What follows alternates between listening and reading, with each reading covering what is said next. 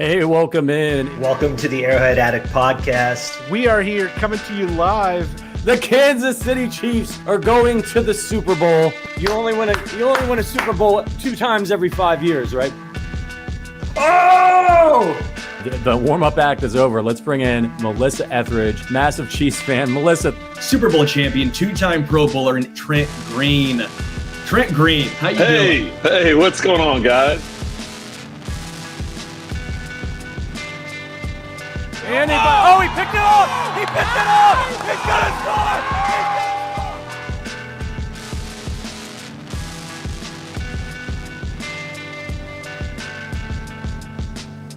And we'll see you next week, but until then, as always, go Chiefs. Welcome in to the OG Hour on the Arrowhead Addict podcast. I'm your host, Patrick Allen, joined, as I am every other week, by the blog father, Adam Best. You know, Adam, I want to say, every time we're sitting here and we're waiting for the show to start and the intro is playing, I'm always very grateful to you for. I think we both, as Siri's talking to me over here, or Alexa, whatever the hell they're called. Sorry about that. I've always been grateful to you, and I think we both grew up WWF fans, for selling my cannonball into the Airbnb pool after the Chiefs Super Bowl in Arizona. It's a great moment in the intro. And, you guys could have just been quiet and been like, look at this clown swimming his way back to the podcast. But you sold it well for me. I appreciate it. You have to go all in. You have to. It wouldn't have been. I think people listened to it too. So it would have been terrible radio without a reaction. Yeah. So you got to go all in. And the wrestling theatrics are in my bones, I guess.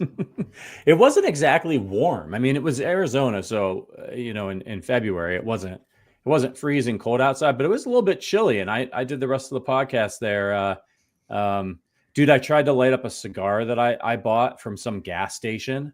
It did not work out. That thing had probably been there since the Nixon administration. It was bad news. Listen, everybody, we got a great show for you today. Massive, huge game for the Chiefs this week in Buffalo. Number 1 seed on the line, grudge match, perfect season, all of it. We're going to break it all down. We got a great guest for you from A to Z Sports, Charles Goldman. If you're not following him on Twitter, I don't know what you're doing. He's there. He's been covering the Chiefs for a while now.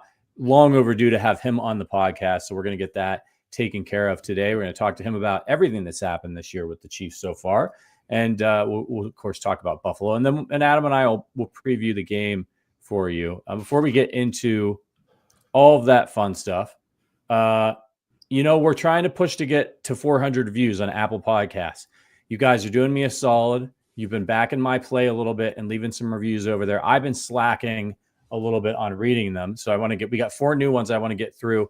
If you want to support the show, if you like the Chiefs content we're doing, go to Apple Podcasts if you never have. Leave us a 5-star review over there. If you ask a question about the Chiefs, the season, whatever, what kind of cereal I'm eating this week, I'll answer it on the show. So we appreciate movie questions too. Both of us love movies. We'll talk about that until we're our voice is lost. The movie question is the movie podcast is coming out soon. We're going to be talking about our favorite films from 1978 today. It's going to be a lot of fun. Okay, let's dive into it. On 1013, MooBear222 says, great Chiefs coverage. I've read that one already. Sorry. Peace. Thank you, Richard. PCS RTER, great show and lots of fun. Love the AA podcast. That's from 1019. Appreciate you so much. From 1019, another one, Midwest Fister. It's an interesting name. The Chiefs Spot. Fulling comprehensive podcast that covers all things Chiefs. No matter what you're looking for, you'll find it. Stop reading this and subscribe. Really appreciate that. Another one on the 19th, from Mahomes to Worthy. Love the draft content. Loving the new show, including draft content year round. Go Chiefs. Go Intangibles. Go Price. And then from 1029, see that shit. Spot on Chiefs coverage. Love listening to all of your takes and angles about the Chiefs football. Thank you. Thank you guys for the reviews. Feel free to ask us questions, go a little deeper with them. But those are great. It helps new listeners find the audio only version of our podcast. You know, we're really big on YouTube, but the audio version is really important. We make money that way. So those reviews help surface us with all the other great Chiefs content out there and help us get new listeners. So thank you guys for doing that. All right. Before we get into a little bit of banner, I'm just going to get this one out of the way as well. If you're watching this on YouTube, do me a favor and hit that like button. Listen, Underdog is the place to play if you're a sports fan looking to win money while watching sports. With over 5 million happy players and 2 billion won, Underdog makes it fun and easy to cash in on all your favorite athlete performances. Compete against players just by selecting higher or lower on 2 or more player stats, and you could win, listen to this, up to 1,000 times your money. So turn every touchdown into a win with Underdog. You know it's the best place to cash in all of your takes this football season, okay? So listen, you guys know I've talked about it on the show. It's a lot of fun. It's really simple. It's super straightforward. I haven't had very much luck yet. I'm going to have to get with some of you guys because I always make one wrong higher or lower guess, and it always torpedoes me. So I'm still looking for my first big win. But I've been so close. You just got to download the app today. You can use our code Arrowhead Addict. That's all one word to get up to $1,000 in bonus cash instantly. Again, that's code Arrowhead Addict, all one word, to get up to 1,000 bonus cash instantly. You just select higher or lower on your favorite player and cash in on Underdog. You got to be 18 or older, 19 or older in Alabama and Nebraska, 19 and older in Colorado for some games, 21 and older in Massachusetts and Arizona, and present in the state where Underdog Fantasy operates. Terms apply. Void in Colorado. Concerned with your play, call 1-800-GAMBLER or visit www.ncpgambling.org. In Arizona, call 1-800-NEXT-STEP or text NEXT STEP to 53342. In New York, call the 24/7 HOPE line at 1-877-8-HOPE-NEW YORK or text HOPE New York to 467-369. Had a little slip up there, but not too bad. Oh, you're muted. Dang it. Yeah. It happens. Even to us vets sometimes. Yeah. I do have some unfortunate news that is breaking, and that is that Harrison Butker has been placed on injured reserve with a knee injury. This is just just broken in the past half an hour. I'm not sure exactly what it is. It sounds like the left knee, but the Chiefs will have to find a replacement kicker for, an interim kicker. And I have no clue how long this will linger, if this is something that's going to affect the postseason. But part of why the Chiefs have this winning streak and are so clutch is because Harrison Butker is one of the most clutch performers in the league. Yes, he's a kicker, but Andy Reid can always count on him, especially when he needs him late. So that is not good news. The Chiefs' injury troubles continue. Doggone it, man. I mean, it's almost like if it didn't hurt so bad, I'd almost be laughing at it, because it's just like, do you ever play that game on NES, Paperboy? It was an arcade version too, where you're supposed to deliver the papers and you have to make it through the whole week, and and it's like every day that you play, you deliver all the papers on Monday, but the shit keeps getting in your way. Like a dog runs out in front of your bike, or if you're in the street, a car comes down the street, and that, like, you're just worried about, if you get hit or you crash your bike, that's over. You lose. There's no second lives. Like, you have to make it through the entire week, and every subsequent day of the week in Paperboy, it gets more and more insane and more unhinged. Death walks out in front of you with a sickle and points at you, and all this kind of crazy stuff happens. A motorcycle gang comes after you. That's what I feel like the Chiefs are going through this year. It's literally like every week, every no matter, they dodge them all, they duck them all, they go a little bit further, and then there's just more chaos, more injuries getting thrown in their way, and somehow they keep winning. But this is a blow, man. The kicker, we've seen what happens when you don't have a good kicker. I have more info from Ian Rappaport, and it's a left meniscus that they're going to repair. Apparently, he's going to be back for the playoffs. I have had my left meniscus repaired many moons ago, about 20 years ago.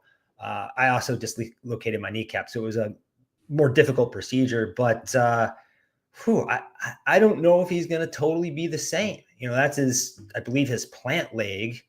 But the Chiefs would be wise, and I would expect them to just focus on the postseason with Harrison Butker and not rush him back. Yeah, no way. I hope they've got a good Rolodex of guys that that they can call. Pretty late in the year for that, though. Yeah, it is, man. They got to make it work. They might need to get a little bit more aggressive in situations too if they're not super confident in the guy that they bring in. Look, there's a lot of kickers out there. They should be able to they're not getting Harrison Butker, but they should be able to hopefully find somebody who's capable. That's the silver lining here. Of course, we want Harrison Butker, and this is terrible news. But Andy Reid does get a little too conservative on 4th and 2 sometimes, considering that he has perhaps the best football player who ever lived under center. So this might force Andy to be a little bit more aggressive and put the ball in Mahomes' hands in those situations. And also, Kareem Hunt seems pretty excellent at converting those short runs that the Chiefs have struggled with the last few seasons. Yeah, and there's our reinforcements are on the way. Charles Omenihu, Isaiah Pacheco coming back. Juju's supposed to be back this week. But yeah, it's just, look, man, it stacks up. It's hopefully it just becomes more and more impressive if this team continues to win. And we're going to get into this with Charles in just a second here, but like all the talk about, are the Chiefs just lucky they're not good? Barnwell's got a great article about it today. If you want to read some statistics over on ESPN, his stuff's always fantastic about the Chiefs 9-0 start and how it like fits into 9-0 starts in history. But in a lot of the talk and a lot of the hot take shows, I just don't feel like anybody talks about the injuries very much. They're just like, oh, they don't look formidable. They don't look like they've blown people out. And I'm like, man, they've lost like literally everybody on their offense. Everything they practiced in the summer that they were trying to do, they don't have. But let's look. There's so much to talk about. Let's get to Charles. He's the conference editor for A to Z Sports and the former managing editor of USA Today Chiefs Wire. Charles Goldman, how you doing, man? Patrick, Adam, thanks for having me on. I wish I was coming on with some better news to discuss. It's a real bummer about Harrison. Oh, terrible! Absolutely terrible. Long overdue to have you on the show, and hopefully we can get you on a somewhat frequent basis because you've got tons of great info and reporting on the Chiefs. Have you heard anything else about this Butker injury, or are you just finding this out like the rest of us? Yeah, I think everyone kind of found it out about at the same time. It's unfortunate. I mean, the Chiefs, they practice hard, and sometimes these things tend to happen. Sometimes there can be a sense that, okay, this was something that was building up. But I think that this was something that, was kind of sudden in practice here on Thursday. And it's just unfortunate. Harrison, obviously, he had the ankle in 2022, which, kind of limited him that year. And he really bounced back well this last year, which earned him the contract extension. And now having to deal with another injury, it's not what you want to see for him. And it's unfortunate for the Chiefs, knowing that he's been such a pivotal, crucial part of what they do. And when the offense is struggling, they know that they have that guy they can rely on, kick a long field goal or get them some points in the red zone. Now you don't have that stability, and it's definitely going to change the way this team looks. I think it's going to motivate the offense to get their act together as quick as they possibly can. Yeah, it's terrifying, right? Because him coming back for the playoffs, man, that makes me nervous. Like, how is he going to be? Those are such big games, such high leverage kicks. We know that he's got ice in his veins when it comes to the mental aspect of it. But as you pointed out, Charles, like we saw what happened when he was banged up and he wasn't right. It's a super outlier season for him. How confident would you be about him if he wasn't back for any tune-up games? He's just coming back and playing in the divisional round of the playoffs. Yeah, I mean, I think Dave Tobe's been around him long enough that he's going to know when he's right, when he's not right. He's going to be able to evaluate, see what those kicks are doing in practice, what they're doing, in pregame warmups to determine whether or not he's right to go. So, if they were to bring him back, which we'll just see how it all works out. I imagine that the meniscus wouldn't take him out for the full season, that he'll have a chance to come back late in the year or playoffs if they need him to late in the year, but definitely playoffs. And yeah, we'll see. I feel like they would be pretty confident if they put him out there that he could go out there and make a kick like Harrison Butker can. Yeah. Charles, how surprised are you that the Chiefs are 9-0 right now? I'm not too surprised. The identity of this team, everyone likes to point to like the running game and how physical they've been and the defense they're playing. The identity of this team since like 2019 has been finding a way to win. That's just what they do. Yeah.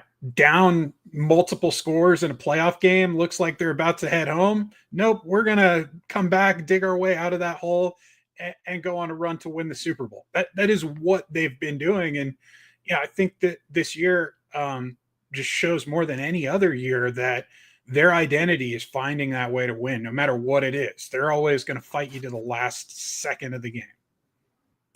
Yeah, it's crazy, isn't it? I feel like maybe it's because we're so embedded with the Chiefs, but all these conversations on the hot take shows, I'm like, did you guys not watch this team last year? Like, they were, and then you saw what they did in the playoffs of the Super Bowl, and then you were all in the offseason. I'm not going to doubt the Chiefs again. But here we are because it doesn't look pretty enough. They got to keep people, involved and entertained. So I don't know that all of it's genuine. The other thing is, and I said this yesterday, they're taking agency away from the Chiefs. A team that's back-to-back Super Bowl champions for the first time in like 20 years, they don't get here on accident. And like you said earlier, they have suffered as many injuries as any team in the league. And they have also performed at their best on third down, performed at their best in the fourth quarter. When other teams shrink in the face of adversity, they are at their best. And I think that has to be part of this coverage, and it hasn't been. I think that's a great point. They're not going as deep. Charles, the Chiefs made a few roster moves at the deadline there. And one that they didn't address was the tackle position. After their issues last week against the Broncos, how worried are you about these protection problems that they're having? Yeah, I take it at face value when Andy and the coaching staff tell us, hey, Wanya is battling, but this isn't going to be an injury that is something that gets worse where, he hurts himself significantly. They're not endangering him by putting him out there. But it sounds like, it was a really bad bone bruise. I mean, it took him out for the first couple weeks of the season. And, it's something that he's aggravated multiple times along the way. Yeah. He had it in training camp. We were all out there in the media tent, and every player, every personnel person who was out there on the field was down on one knee when he got hurt. Like, it was serious. We thought his season was maybe done, and it wasn't, right? So it ends up being a serious bone bruise, and he week 3, I believe he comes back in the lineup. Week 5 at the Saints, he comes out with the knee again, right? So he re-injured it in that game, but he only comes out for a couple of plays. He came back in real quick in that one. This game, he re-injures it, and it hurt it enough that it took him out for a couple quarters. So did they give him a shot, you think? I don't know if they gave him a shot, but it definitely was something where he banged it enough that it was in significant pain where he felt he couldn't put, the full load of weight, couldn't be out there doing his job until he got it loosened up. And they had him on the bike for basically a full quarter out there trying to get it loose and ready to go. And this week he's been a full participant in practice every week. So I trust at least that Wanya isn't going to, end up with a significant injury where he hurts himself in his career and his future by being out there and playing through this. And I think that's a good thing because he's shown significant improvement, I think, since his rookie season where he started a couple of games for the Chiefs. He's serviceable. He can get you through at left tackle. Would you like to have an all-pro guy out there protecting the blind side of Pat? Sure. but you're not going to get that from anyone you bring in at this point of the year. There wasn't much on the trade market out there as far as offensive tackle help. There is a couple guys who are out there on free agency right now, and there's one of them that they're very familiar with. And I think it's possible that if this becomes a recurring thing, if he bangs the knee again in this game and ends up out for a portion of it, that they're going to have to look into bringing back like a Donovan Smith. And I think they're comfortable with that being the outcome there. I think they want Wanye to be the guy. And I think, eventually they'd like for Kingsley to be the guy, but obviously, he comes in, he's rookie. It's hard. The NFL's hard. It's not easy. Playing offensive tackle, that's one of the hardest positions in the sport. You're out there on an island most of the time. And frankly, the Chiefs haven't done a great job from a schematic standpoint, being able to offer him chips and inline help. And sometimes that's, what fans don't always realize. And I've made this mistake before too. I had to be taught, I believe it was one of the Schwartz brothers taught me this, but sometimes the defense coordinator can take away, some of these opportunities to help out a young left tackle by the looks and the personnel that they have on the field. Right. It'll force you to put, help on the right side versus on the left side. Right. Or force a chip on a different side based on that personnel, but based on that scheme. So it's not always as simple as saying, just, help them out. Sometimes they literally just can't because of what they're trying to do, but also what the defense is showing them, what the defense is doing. So it's tough. Obviously you want to stick with Kingsley as long as you can, right? In situations where you're putting him out there. And I think, Matt Nagy spoke about this a little bit today, but there's also like an expectation when you're out there, you got to be able to do your job. So, they're not going to just keep putting him out there if they don't have the confidence that he can protect Pat. But I also don't think they're going to give up on him because they know how talented he is athletically. And just what he can be. There's a really high ceiling here, and they want to help him reach it. It just, realistically, it's probably not going to be this season. Let's talk running backs. With Isaiah Pacheco's return imminent, how do you see that backfield split with him and Kareem Hunt shaking out? Yeah, I think, they're probably going to ease Pacheco back a little bit. In my opinion, I think that they know what he can do for this team, as a runner, as a pass catcher, but mostly as an energy giver. I think that's going to be like a necessary thing, something they're going to want to have and make sure they have, for the long run, long haul for the playoffs. So I wouldn't be shocked if like Kareem stays as that number one, like early down back, and that Pacheco comes in maybe like to spell even P. Ryan, maybe on some third down work or short yardage. I think that the person that is going to be hurt probably the most by this scenario, if not Clyde Edwards-Helaire, is probably going to be the undrafted rookie Carson Steele. I just don't see a lot of snaps for him. And frankly, I wouldn't be shocked if when Pacheco's activated that he's probably the one who might end up getting cut and try to sneak him into the practice squad. It was a pretty serious injury for Pacheco. When he does come back, do you expect to see 100% Isaiah Pacheco like at any point this season, or is it going to kind of be a 75, 80% guy? A lot of times these backs come back and play a whole season from these injuries that aren't quite right until 2 years later. Yeah, I think the training staff and the medical staff will probably tell him to avoid contact a little bit more, but he's not going to do that. He's Pop, man. He's gonna seek out the contact, try to run through you if he can.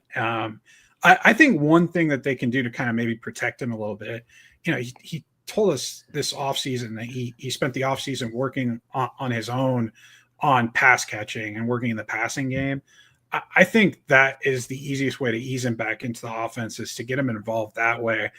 And you're probably going to help him avoid some of that contact and just ease him back into, the game without putting him in a situation where he could potentially hurt himself again or put too much strain on that leg. Got it. So it's only been 9 games, but I think some people are starting to get a little bit nervous about the rookie wide receiver from Texas, Xavier Worthy. He especially struggled against Denver. He's looking kind of lost out there. Are these concerns valid, or given that rookie receivers often break out during the second half of the season, are people panicking prematurely? Yeah, I don't think there's any need for panic. If he wasn't like getting open every game, which he is, like they're missing some of these deep shots.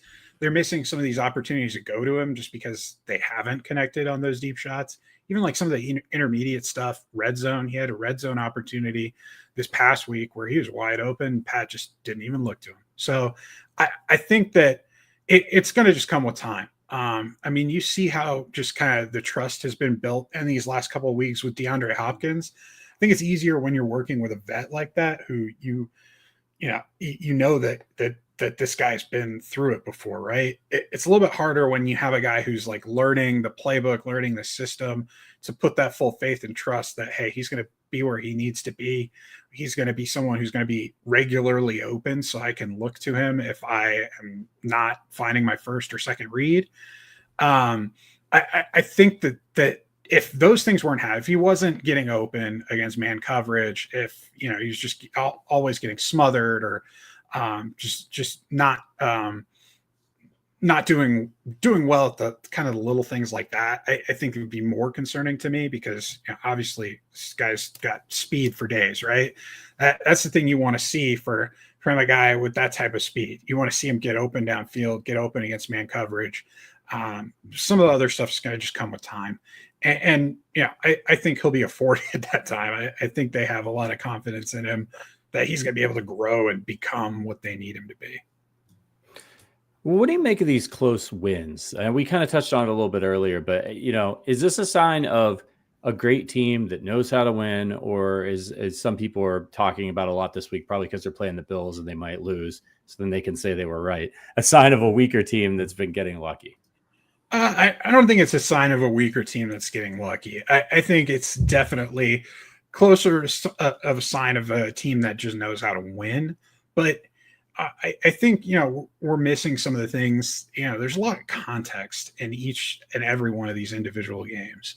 There's a reason that they end up becoming that close, and whether it's, the offense not executing, or, turnovers, or, the defense having a fast change situation, not being able to stop, an opponent, whatever it may be. There are these different points in the game that, Andy Reid likes to talk about parity, right? The league is really good all around. Even the worst team in the league is a lot closer to the top team in the league than it is like a college team, or a high school team, right? Like these are professionals, and they go about it that way. And I think you're seeing them eke out some of these wins, some of these tough wins, because of that aspect of it, because of that professionalism, because of the fact that they go the extra mile. They're doing the tape study. They're learning the different things about their opponents that give them that advantage when they need it the most. We saw that just this last week with the field goal. It was something they were working on the whole game. Like Leo was like, I got a finger on it on this last one. I think I can block it.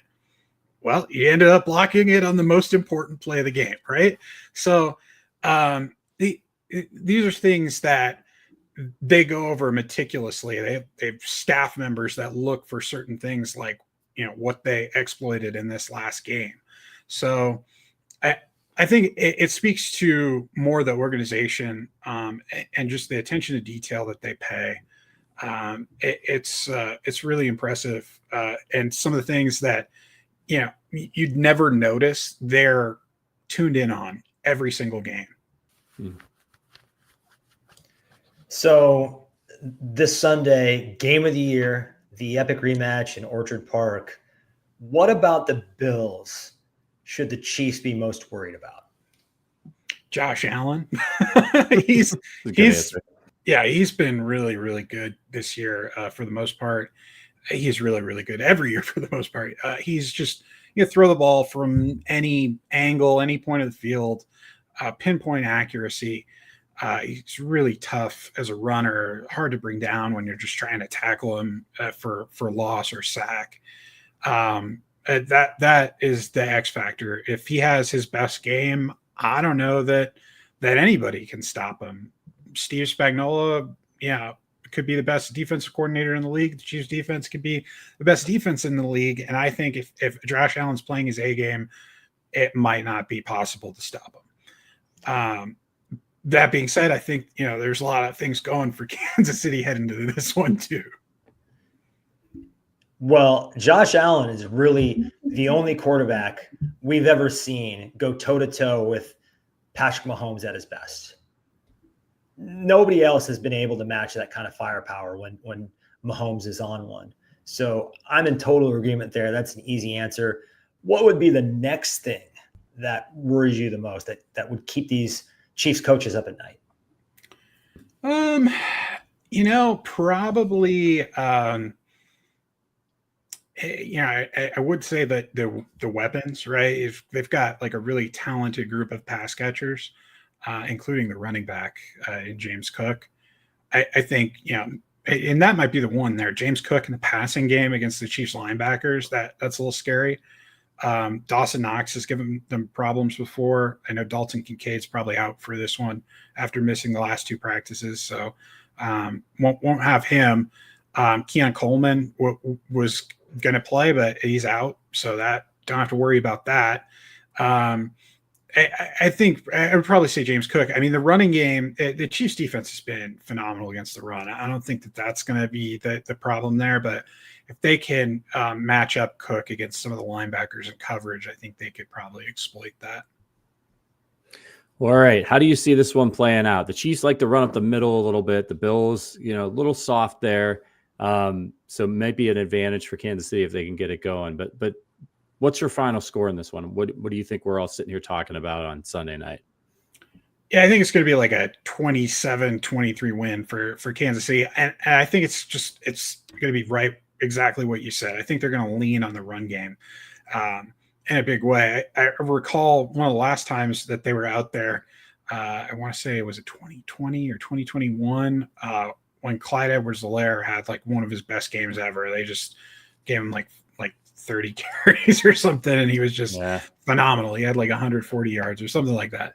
And I just think that the Chiefs are going to go out there and they're going to want to prove on offense that they're more physical as an offense than the Bills defense. And I think it's going to start with the running game, start up front, establishing the run early, opening up some opportunities for play action, deep passing game with you got Juju coming back, you got DeAndre, and you got Xavier Worthy in there. So I think that the passing game will be able to, have their moments, but I think at the end of the day, it's going to come down to the running game and how much ground they can handle there. Yeah, I think not enough can be made about how big it is to get Juju Smith-Schuster back. That we saw what he was on pace to start doing again for the Chiefs. Maybe not like he did a couple of years ago, but there's trust there. He knows how to find himself open in space. Combine that with D-Hop, Kelsey playing better. Maybe Mahomes can connect with Worthy if he sneaks loose this time. And the Chiefs do have a lot of things going for them. Charles, thank you so much for coming on. This has been so much fun. And as I said, long overdue. We'd love to have you back. You can find Charles. He's on Twitter at GoldMCTNF. Where else can people find your work? You can go ahead and find me at A2ZSports.com. You can just go to the team pages, find the Kansas City Chiefs, and you'll find my work there. Sometimes, occasionally, I jump out and do a couple other things on the NFL side, but mostly my writing's about the Kansas City Chiefs. Awesome, man. And make sure you follow him on Twitter. He's there. He's covering press conferences and all that stuff. It's hugely valuable information that you can get in real time. So a good follow for you on Twitter. Charles, thank you again. And we hope to have you back on very soon. Patrick, Adam, thank you so much. See you, sir. Take care. Again, Charles Goldman, A to Z Sports at Gold MCT NFL on Twitter. Charles is great about the press conferences are going on. Matt Nagy's talking. Andy's talking. He's firing out the quotes on Twitter. If you're not able to watch those live or if they're not streaming them, he's just a great resource, must follow. Correct. All right, let's talk a little bit more about this Bills game, Adam. Man, it's a weird game, you know. It's almost one that, like, if the Chiefs were going to lose, I almost kind of wish they had lost to Denver and then beaten the Bills, just because I'm not worried about Denver, and probably more than I should. I get frustrated by the narratives around this team. And I know the truth, and I know you know the truth, but it's just like it all really popped up this week. It was almost as if the people, they watched the Broncos game, and you're seeing all that they can't keep getting away with this gifts, and Stephen A. Smith's like they don't look formidable, and I'm so annoyed by it all, and that this feels like the game. They go in and they lose. Bills play it like it's their Super Bowl. They throw everything at the Chiefs. Is it maybe even a good thing if they lose to the Bills, even though I'll be annoyed, because then they can just put the undefeated season to rest and then get their bulletin board material for another Super Bowl run? I think it depends if you're talking about the Chiefs' psyche or the takes. For the takes, for the content mill, it's going to be an annoying week for Chiefs fans if they lose. But for the Chiefs, this isn't going to affect their psyche. This game, if you look at it from a mental standpoint, if the Bills win, well, it was their home stadium. The number one seed is still up in the air to some extent. And the Chiefs have big brothered them in the playoffs when it really matters. So if they lose, there's a little bit more here we go again than with the Chiefs, because the Chiefs have not played Buffalo well always during the regular season, but when it counts most in the playoffs, they're the team that finishes these games every single time. The Bills have never beaten them there. So I think if that were to happen, we just all have to block out the noise, which we should be doing anyways. But I agree, the volume has been cranked up this week to such an extent that it's kind of obnoxious. But at this point, I was sitting there on Sunday thinking about them blocking the kick, which is absurd. I was kind of expecting them to block the kick. I'm like, they can't lose to Denver. I know they haven't played their best game, but this is not how the Chiefs go out. So I expect it to be a dogfight. And it's also, which Buffalo Bills team will we get? Will we get the team that has looked dominant at times, or will we get the team that got boat raced by the Baltimore Ravens? It's hard to say, but if I'm a Bills fan, I'm a little bit worried about those weapons. No Dalton Kincaid, no Keon Coleman. It does sound like Amari Cooper is possibly trending towards playing, which would be big for them.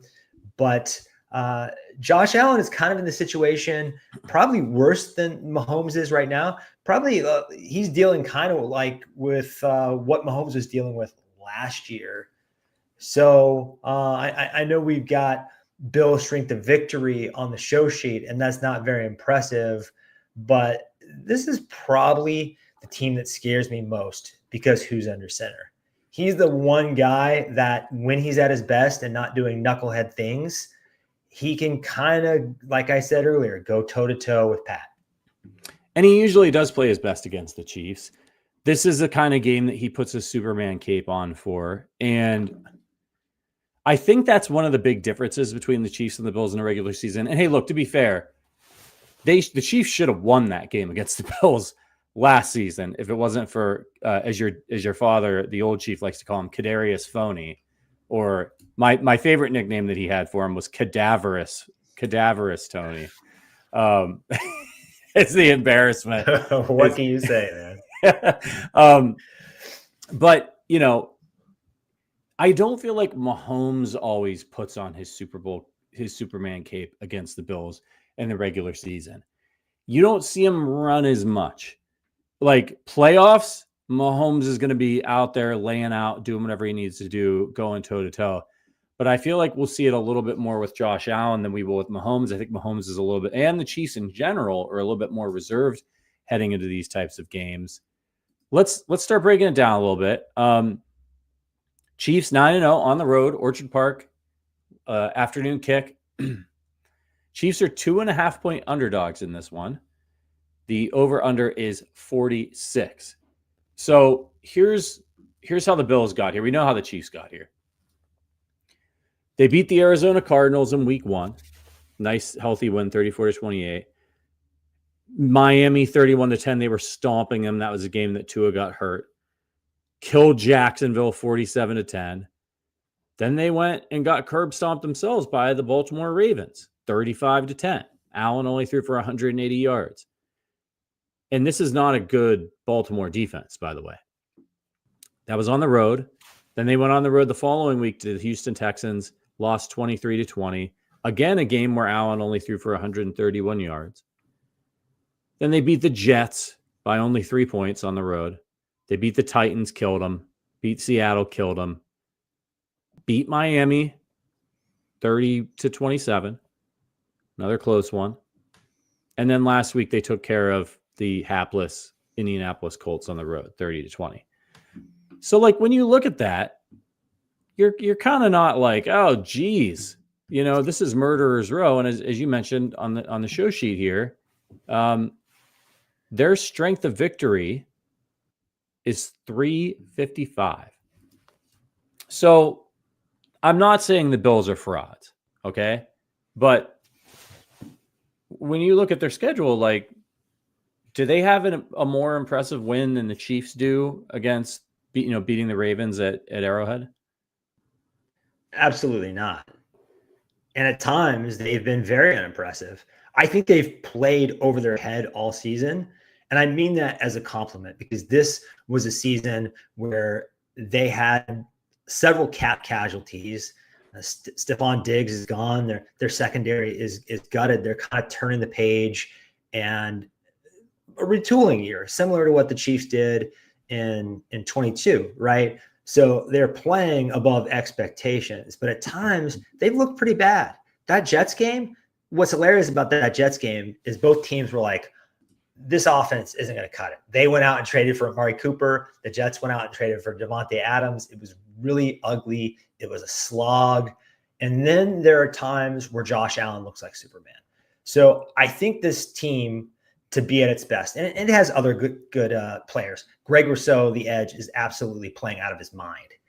He's got like almost a 20% pass rush win rate. I think his PFF grade's like 89. He is just having really an all-pro season, is finally become the player they need. And they've got other good players like we've talked about, James Cook and Ray Davis. I know you're a Ray Davis guy from playing fantasy with you.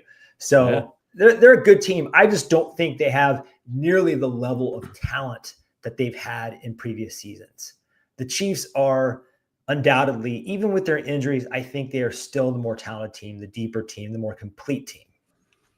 I agree with that. I think what's keeping them afloat right now, they've got some pieces here and there, and of course it's Josh Allen. And they're not a bad team. Like, I'm not saying that, they're a bad team, but they're middle of the pack in a lot of areas this year, right? So they're middle of the pack in passing yards, middle of the pack in rushing yards per game, but they're third in points per game. They score 29 points. So kind of like the Chiefs, they don't always rack up a ton of yards. I mentioned some of Allen's passing. I think he's only thrown for over 300 yards once this season, but they find ways to score. They get in the end zone.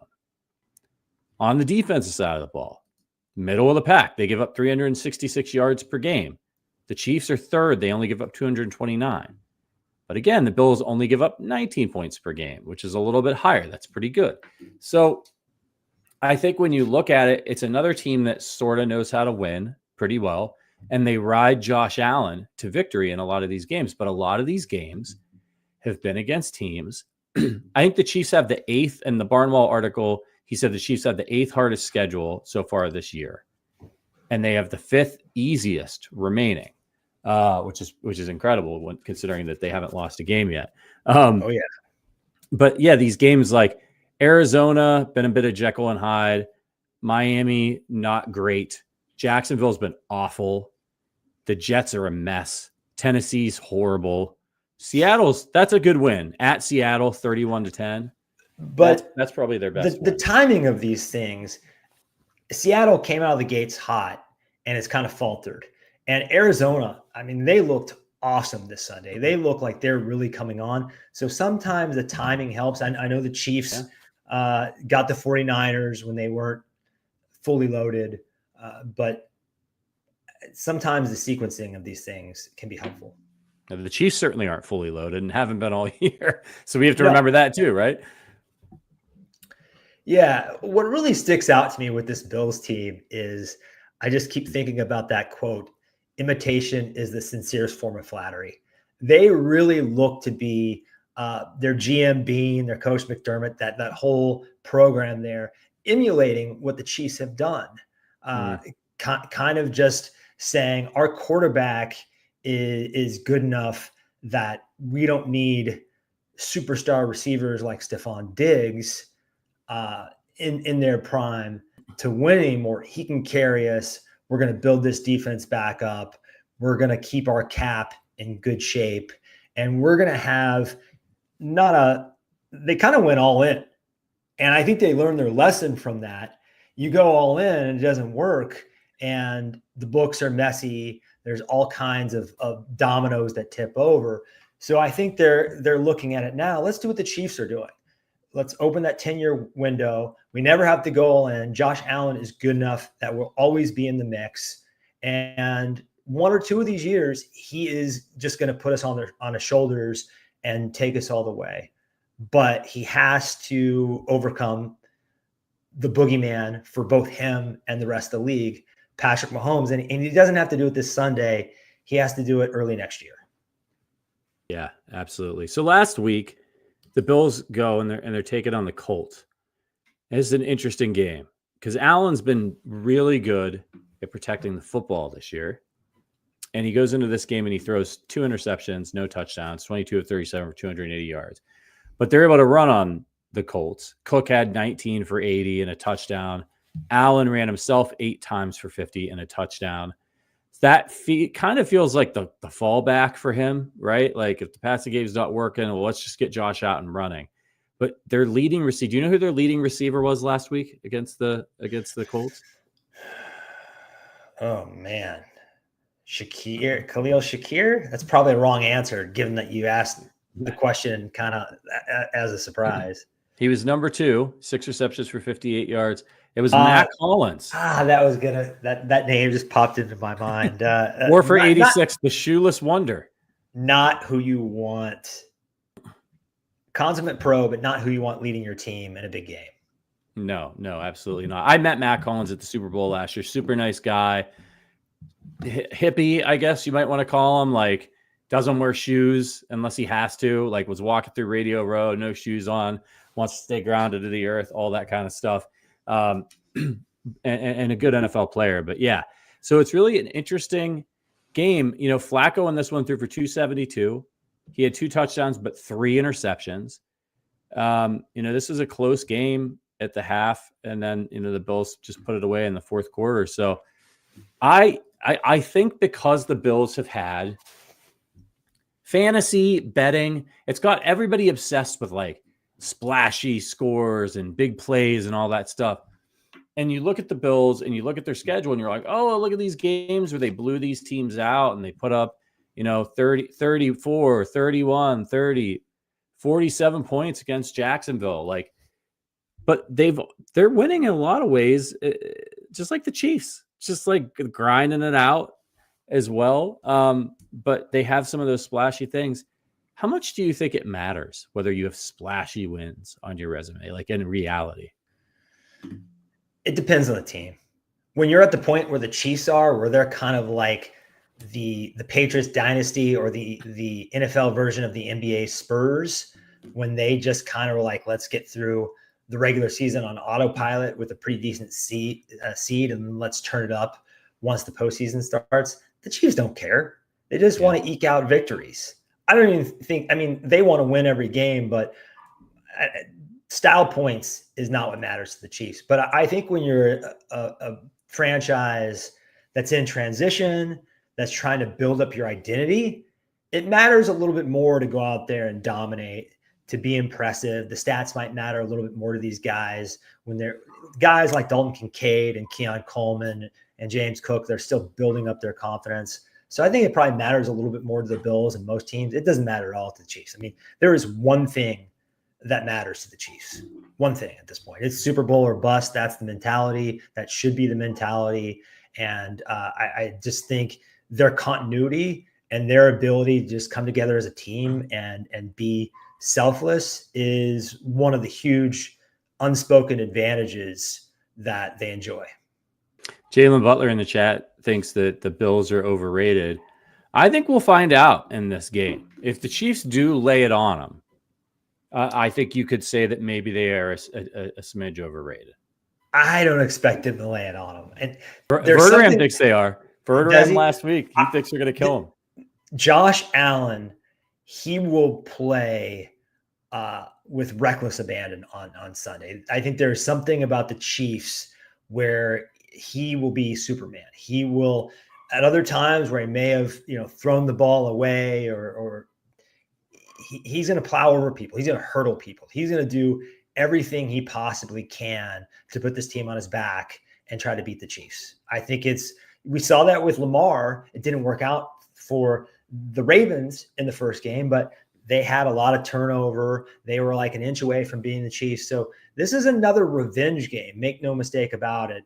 And they've been thinking about this all off season and now all season. They know this is the hurdle they have to get over. So I don't know. I don't expect them to come out here and lay an egg, but now I have a little pause. Verderam he's so tapped in. He has some kind of hunch. I'm like, well, what's going on? He's picked this game right. Like pretty much since this rivalry started. I don't know how, but he's had a good feel for these particular games and how they'd go and who's going to win. And he thinks the Chiefs, just like Charles did as well, he thinks the Chiefs are just going to come and run it straight down their throat, kind of like they did in the past, and really take it to them. I got to say, you mentioned Lamar and the Ravens and their regular season wins. And I mean, no disrespect to Lamar, but I feel like the Ravens are the greatest regular season team of all time.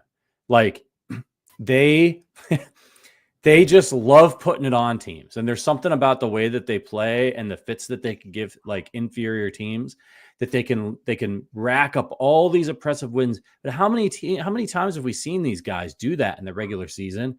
They rack up all these impressive wins. Last year, they looked unstoppable until they played the Chiefs.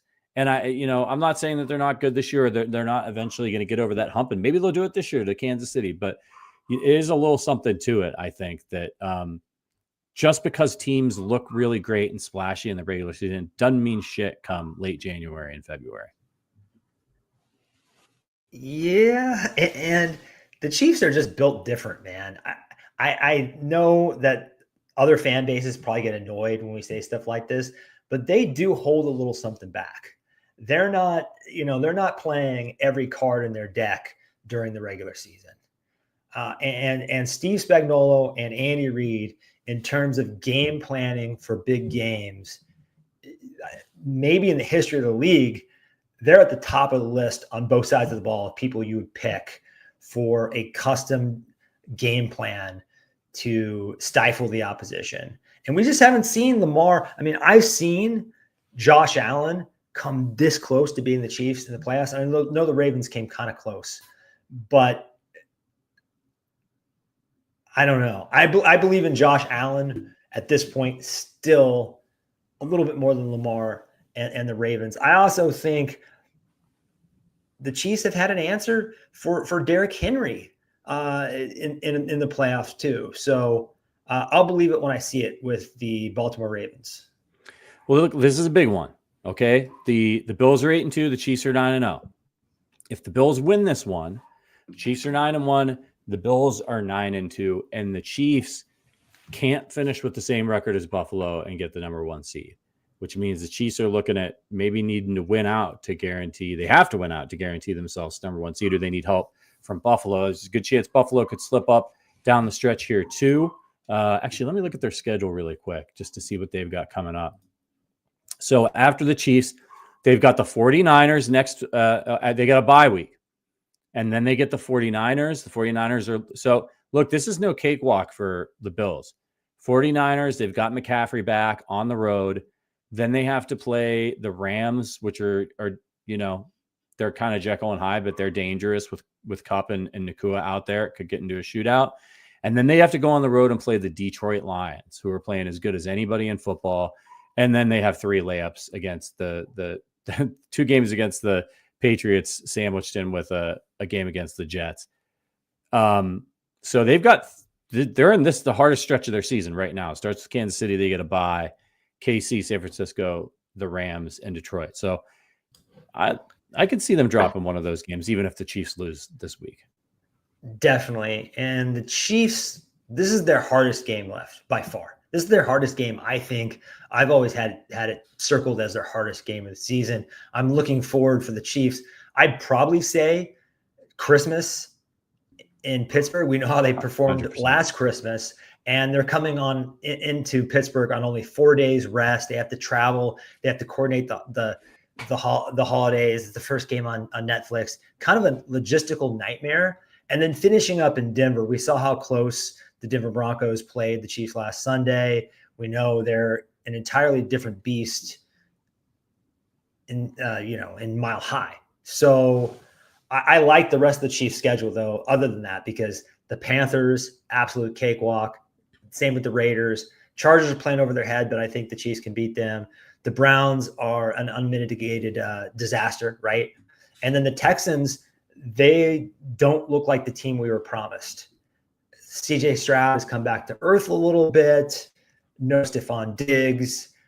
There's just something off about the Texans. I know they just played Detroit very tight, but I like the Chiefs' remaining schedule better. And regardless of what happens this Sunday, they have a lead on the Bills, and I expect them to keep that lead.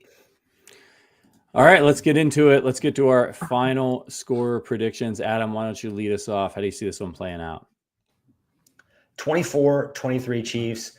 I just don't pick against the Chiefs. Why at this point?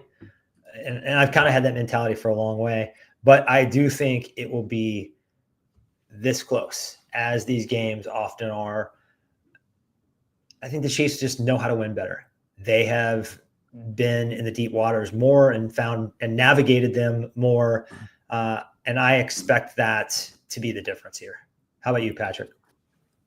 I have a very specific prediction for this one. They very easily could lose this game. It's a perfect game to lose based on the quality opponent on the road. You haven't lost, so some things go your way. But I'm not going to pick against them until they haven't lost since Christmas last year. They've won 15 games in a row. I'm just not doing it. Like, I'm not picking against the Chiefs, even if they don't look that great at times. I'm not picking against them until they actually lose a game. Here's how I think this one's going to go. I think it goes to overtime. I think the Bills win the coin toss. And we're all like, fuck. And then I think the Chiefs defense comes up with a stop. The Bills punt.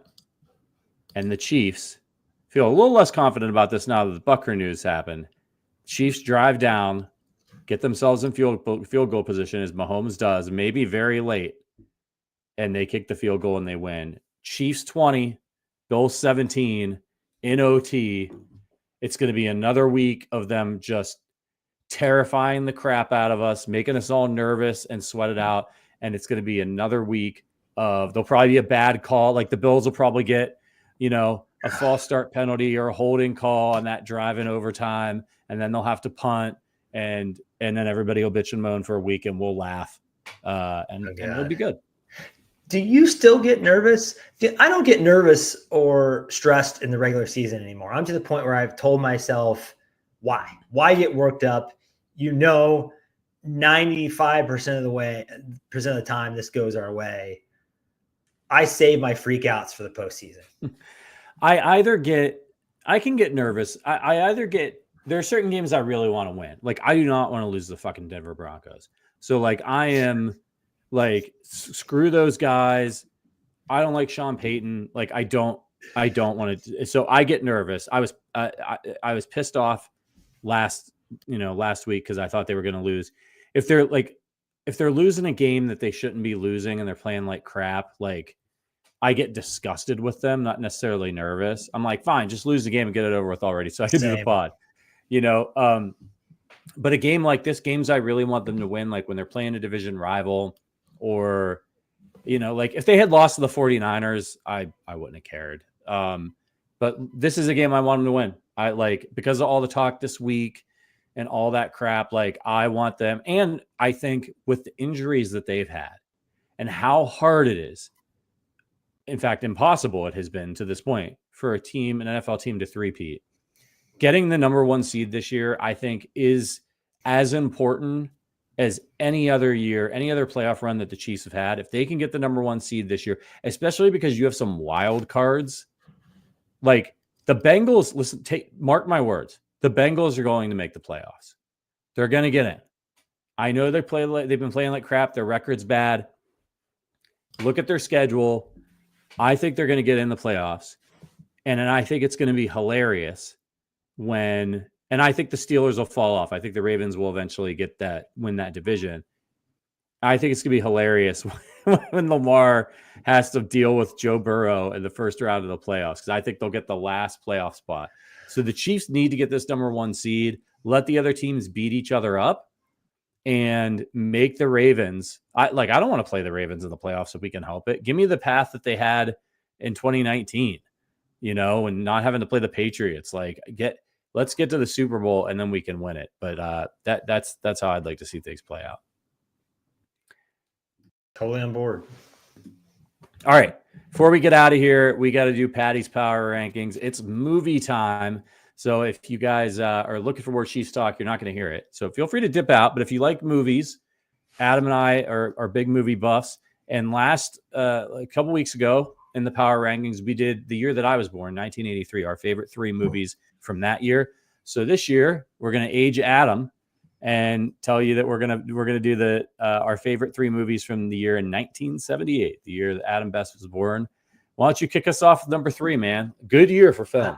Yeah, I love doing this activity, but I also hate divulging my age, because I try to make people think that I'm younger than I am. Yeah. Good year for film here. I'm going to start off with an underrated Agatha Christie movie called Death on the Nile.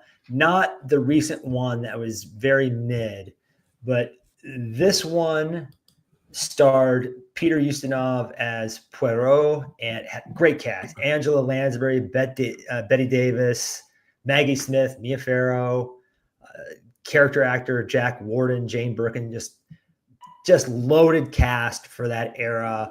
And it's every bit, to me, as good as Murder on the Orient Express. If murder mysteries are your thing, or one of your things, it's definitely worth a watch. I'm kind of an Agatha Christie head a little bit, so I definitely enjoy this stuff. And this is my 3rd favorite. What's your 3rd favorite? Oh man, I've never seen it. I'm gonna have to check it out. I bet Mag would like to watch that one. It sounds like it's up her alley. So number 3 for me is a comedy classic, Animal House. Look, man, you got to put everything into perspective here. Like I was at a fraternity in college. I had a great time. We watched Animal House all the time. A lot of stuff in this movie has not aged particularly well. If you go back and watch it, or if you've never seen it, you may have a hard time with it, just because there's some stuff in there that just wouldn't be acceptable today in a film. And so it just depends on your sense of humor. If you're able to appreciate movies for the time period that they were made, and, recognize that maybe that comedy wouldn't work today. I think comedy suffers the most from our continued social evolution and what's PC and what's not. But Animal House is, you've got Belushi in there, comedy legend, Kevin Bacon, just hilarious scenes. It's a fantastic movie. Like the great frat movie, has sports the line. Was it over when the Germans bombed Pearl Harbor? Just incredible stuff. It's an absolute classic. A great toga party scene. A great nerd gets his musical instrument smash scene. It's just a fantastic film. Absolutely hilarious. You gotta watch it. Belushi's like 40 in the movie or something. I'm not sure how old he was when he died, but it's great. Quick side note, since you mentioned Belushi, I just watched the movie Saturday Night, which is about the first episode, the making of the first episode of Saturday Night Live. It's the 90 minutes leading up, the chaotic 90 minutes leading up to that. And a lot of it's fictional. Like they take the truth and really run with it, but it's great. These actors that are doing Aykroyd and Belushi and Chevy Chase, they just nail it. And it's in real time. It's one of these real time movies. So if you like backstage kind of stuff, I definitely recommend Saturday Night. I'll have to check that out.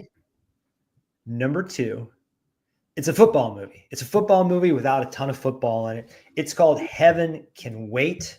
I have always loved this movie. They're actually remaking this movie with Glenn Powell. So this is a Warren Beatty movie from this year where he is a Los Angeles Rams quarterback, and he gets in this car accident, and he's not supposed to die, but his guardian angel makes a clerical error and sends him to the afterlife.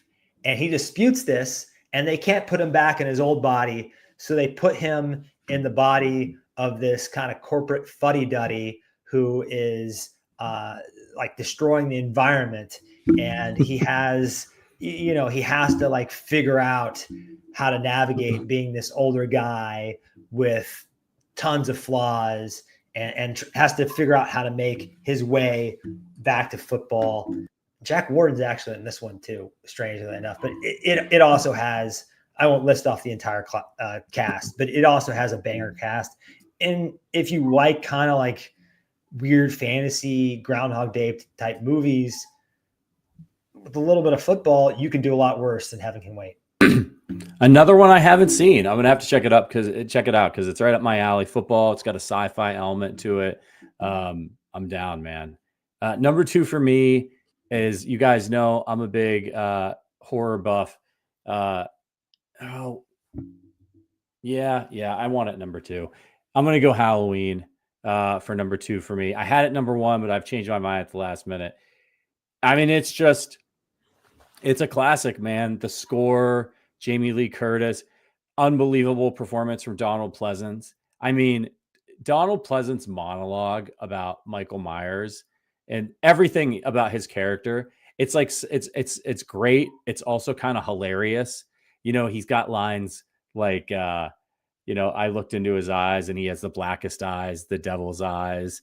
The kid asks him at the end of the movie, was that the boogeyman? And he says, as a matter of fact, it was. Like, there's just so many it's a great film.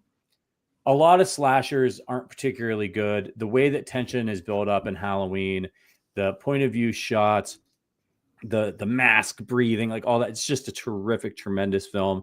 Absolute classic. A lot of the Halloween movies that came after it are utter garbage, but this one's a classic. And skip the Rob Zombie ones and just watch the original. Agreed. It is a masterclass of slasher filmmaking. I love the movie, and I don't even like slashers, but it's just so well done that, and you're right, the score is impeccable. And that's a good transition here, because my number 1 has a score that every one of us can probably whistle, and it's Superman. Christopher Reeve was, and will always be the greatest Superman we've ever had. I don't expect that to ever change. I'm a huge fan of James Gunn. I'm eagerly anticipating the new Superman movie. I'm a little scared about the new Superman movie. I'm always a little scared about the new Superman movie. I didn't like the one with Kevin Spacey where he didn't throw a punch, basically. I wasn't really into the Henry Cavill ones either, but this one, you have just everything. You got Gene Hackman as a villain, just chewing the scenery, hamming it up. You've got Marlon Brando playing his dad. Anytime you get a Marlon Brando appearance this late, it's a gift. And I just love these Superman movies. Once you get into like Superman 3 and Superman 4, they start, I forget which one Richard Pryor shows up in, but they start to get a little silly. But this one, I think I might have to put it on tonight. I probably watched it like, I don't know, 10 times, and it's still enjoyable to me. Yeah, man, you gotta love some Superman. That was my introduction. I wasn't a big comic book reader, so that was my introduction to Superman. Was those movies, and he was always a lot of people are Batman guys. I was always a Superman guy.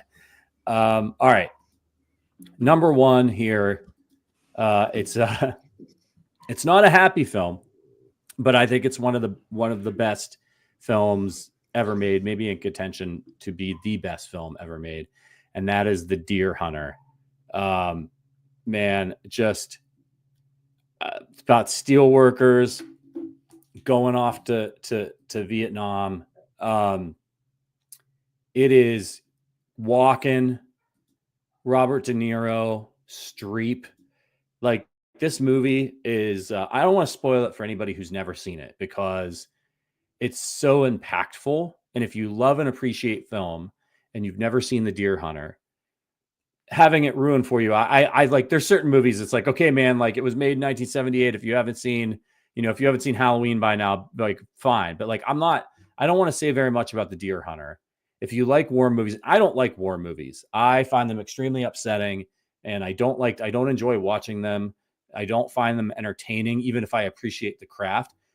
The Deer Hunter I've seen maybe twice, and I am not in a hurry to watch it again, because it's a hard movie and it's upsetting, but I think should be required viewing for anybody in this like country who is like a proud American, who votes, who, has to think about war and think about the impact like our votes might make on war, like all that stuff, like that appreciates veterans. There's a lot of great war movies out there. Some ones that obviously Apocalypse Now and Full Metal Jacket. There's no Saving Private Ryan. There's no shortage of incredible war movies. But this one for me really dives into the human element. It really dives into, I really like Born on the 4th of July too. That's another really good one, but like, it really dives into psychologically what can happen to people, and what this, like, we're so desensitized as, soft people who maybe we haven't served and we play video games and stuff. Like, this is really insane things that we've sent people into to protect our freedoms. And, this movie is just it, man. It hits every mark. It's devastating. You probably won't ever want to watch it again, but you should watch it once if you haven't seen it. Almost made my list, and we have to give a shout out to the actor John Cazale here. So he is a character actor, like a prominent character actor, who perhaps has the most bulletproof filmography in the history of cinema. So he starts out in The Godfather as Fredo, and plays him again in Godfather Part 2. Then he does The Conversation, which is another Coppola movie. He does Dog Day Afternoon. He's Al Pacino's partner in that they robbed the bank together. And then he does Deer Hunter, and he dies a month after Deer Hunter comes out, just like when he was going to be on top of the world. Kind of a sad story, but what an actor, what a career. And I've watched it once. I know I will go back and rewatch it, but it's kind of like rewatching Precious or something. I feel like there are movies that are important to watch, or Requiem for a Dream. I remember those movies distinctly, but man, I don't revisit these gut punch movies, and I would call this a gut punch movie. I just don't go back to them like I do, say, like Rounders or something. Right. Yeah. And you mentioned John, he dies when he's 42 years old. He was with Meryl Streep at the time. He's fantastic. Dog Day Afternoon is another one. If you've never seen Dog Day Afternoon, and you're an actor, Attica. Yeah. Oh, so good. It's so good. This was great. This was super fun, man. Maybe that can be the premise of our podcast, where we go through years. We go through different years, and we talk about our 3 favorite movies from them, and just break them down. That could be a lot of fun. Yeah, we at least have to do 1999. That movie. I mean, that year was so incredible, and I think probably a sort of formative time for both of us. We were still both pretty young. That might be a good jumping off point. But I'm down to to do an occasional movie podcast on the channel. I think that would be peak content. Yeah, absolutely. Let's do it. We got an off season coming up, but not until mid-February. All right, everybody, we're going to get out of here. This was a lot of fun. Thank you to all of our members. If you're interested in becoming a member of the Arrowhead Addict podcast, check out the link in the description. Watch games with us in the private Discord. Join the Fantasy Football League, happy hours for members, in-person meetups on occasion, all that fun stuff. So don't miss it. It's a great way to support the show. Of course, you can always leave us a 5-star review over on Apple Podcasts. Leave a question in that review, and I'll answer it on the Thursday show. Special thank you to Charles Goldman from A to Z Sports for joining us, giving us some great Chiefs insights. And of course, producer Richard for making the whole thing fly. And of course, my co-host Adam Best, who will be back in a couple of weeks. We will be here on Sunday, pregame show, halftime show, postgame show, breaking it down, celebrating or commiserating with you no matter what happens in Buffalo. But until then, as always, go Chiefs.